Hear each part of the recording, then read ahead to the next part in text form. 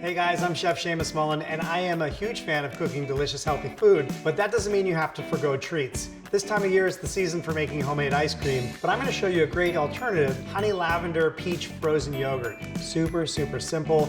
It's very healthy because it's got probiotic yogurt in it, and it's low in sugar. So to make this, I'm gonna start by taking frozen peaches, but if you're not a fan of peaches, you can also use bananas, pears, apricots, any starchy fruit.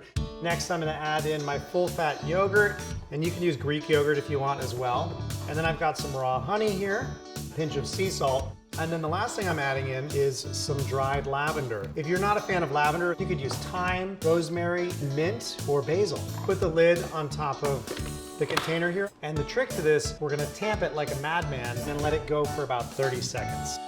Right up to 10.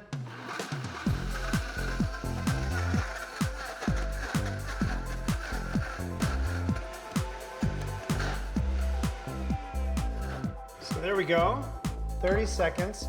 And what's amazing about this is that it's so perfectly blended. Turn it upside down, it's not gonna fall out. I'll go ahead and just scoop it right out of the container. Just slice up a little bit of fresh peach, add that right on top, a little drizzle of beautiful honey. I'm just gonna add a little bit of sea salt.